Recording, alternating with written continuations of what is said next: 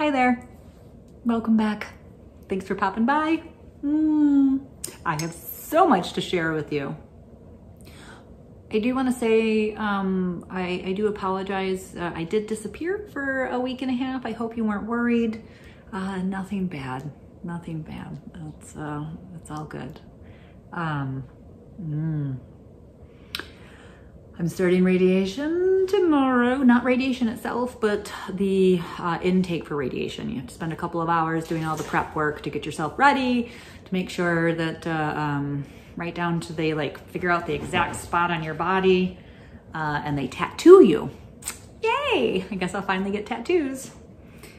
I am excited. I mean, we've talked about, you know, to not have a next step is really hard. And so I have a next step. And so I am very grateful, very excited to have it. But then, to be honest, I'm also super sad. I'm just sad that I have to do radiation. I'm sad that I'm about to start to poke holes in my lungs that don't grow back. I'm scared of starting this. You know, you start to play whack-a-mole, and how far do you go? I don't know, there's a lot to it. It just makes it, I find it very heavy. And it's a new phase, and it'll be fine, and I'll work through it. But for right now, you know, it's making me sad. Not anxious, just sad. And you know, we've been talking for weeks upon weeks now, right? All of these doctor's appointments, all of these tests, and I finally, you know, got to this point, and that's great. But it's been a lot, and I don't know, you know, I'm starting radiation right before the holiday season, you know, and I love the holiday season. I love cooking with my friends. I love hanging out with my friends, and it's a real bummer to me that because I'm doing chemo and radiation at the same time, that I need to be very, very aware that I am immunocompromised, and so I need to make decisions accordingly, which means pretty much isolate here to the hospital, back and forth, and most likely, because I'm doing chemo and radiation at the same time, I'm gonna sleep my way through the holidays. So, how do I put a smile on my face and find joy with that hanging over your head, right? Well, I decided to just say, fuck it. And I reached out to my sister who lives on the East Coast, and I said, I'm coming. My sister loves the holidays. We both are, like, love the holidays, right? And I mean, I love Halloween, as you know. She does too, but I really throw down on Halloween. Christmas is her thing. Christmas, my sister throws down. It's amazing. I didn't even realize how much until this visit. So I reached out to her and I said, I'm coming. I'm coming. I'm just gonna trust in science. I've got my 3 shots. I'm gonna mask up, and I'm gonna come because I want to hang out with you and my nephews. I have 2 amazing teenage nephews, 16 and 17 years old. You know, when I was diagnosed, if you remember, the only wish I had was that I get to spend more time with my friends and my family, my sister, and so yeah. So I said, let's do this, and we surprised my nephews. We didn't let them know, so that was super cool. And it was amazing. We had a crazy awesome week. We decided to just like celebrate all the holidays in 1 week, the whole season. Boom. My nephews, who again, they're 16 and 17, you know, we're lucky that they are willing to talk to us or to be with us or to hang out with us, because they're teenage boys. They don't want to do that. But they totally amused us and graciously joined in, and we like pulled out all the decorations. We did the tree, we baked some cookies, it was really awesome. I just had a week filled with, I got to spend time with my nephews together. I got to spend time with each of them as individuals because they're almost men now, you know.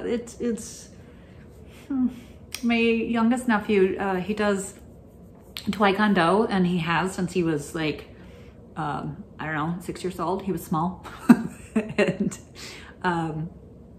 I went with him one night because he was going to spar and do his stuff. And he also teaches the little ones Taekwondo, right? So I went and watched him like do his own thing, but then watching him be volunteer teacher for these kids. Oh, the poor poor guy, because thank goodness he didn't look up at any point, because I was sitting in the bleachers like tears going down my face, because I was just so thinking about like when I was so grateful that I've been watching him since he was little, you know, do this, and that and then I had that time with him, and that I have this time. My oldest nephew is he's gonna graduate high school this year. I'm just so proud of him. Yeah. My sister is she's my baby sister, but she's grown. She is amazing. She is an awesome woman. She's so crafty, and she's a single mom. She's been a single mom pretty much since the kids were born. And she has this amazing house, and she actually like does everything herself, right? Fixes everything, builds everything, you know, just so amazing. And then to see her as a mom, you know, I'm so proud of her. It's so much fun to watch her with her kids, and you know, we've said before, I love people that decide that they are going to parent and they're excited about it, and they get into it, and I mean, that's really the only way you should have kids. And she's one of those, right? And she just she loves every minute of it, loves those kids, puts so much energy into them. And to raise 2 boys as a single mom, props, you know. Actually, my oldest nephew has autism, so she said to put a little bit more guidance and energy into that relationship. And yeah, I don't know, we crushed it this week, and it was awesome.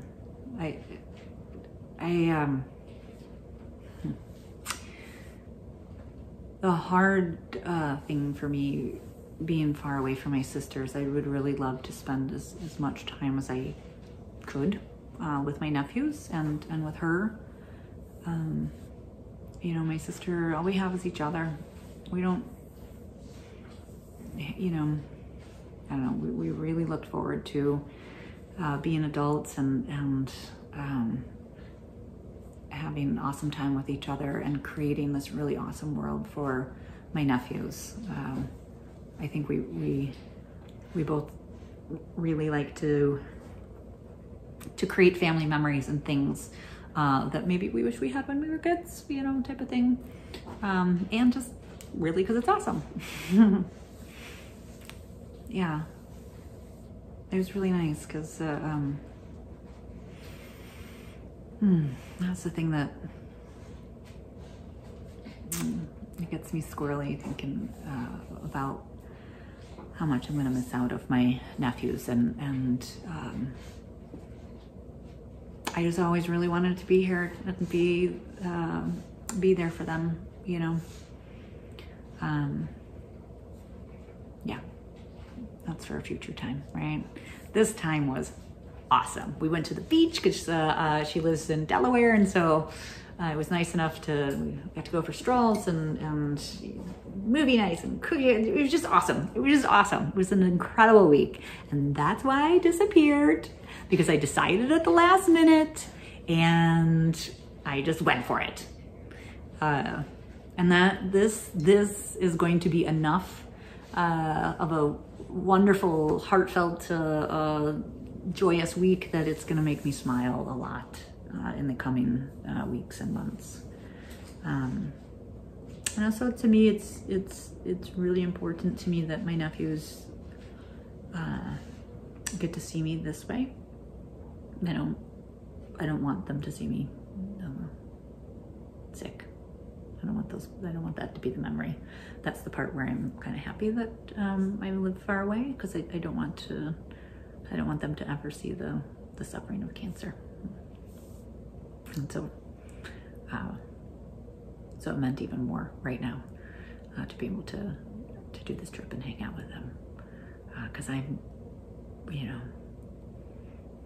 feel like I'm one of those people that have a hidden terminal disease. You look at me and you think nothing's wrong, right? Yeah. It was glorious. And yeah, radiation tomorrow. All right, we're not gonna get into that. We're just gonna stay in the glory.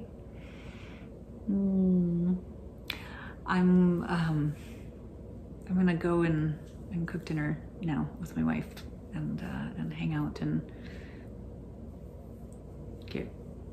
get my mental game on, get ready for tomorrow. I got this. No big deal. Radiation thing tomorrow, chemo the next day. What else? Anyways, again, thanks for popping by. I've been super excited to tell you all about this, but I didn't want to blow the surprise to my nephews, and that's why I didn't share until afterwards. Anyways, you have a lovely rest of your day. Thanks for popping by.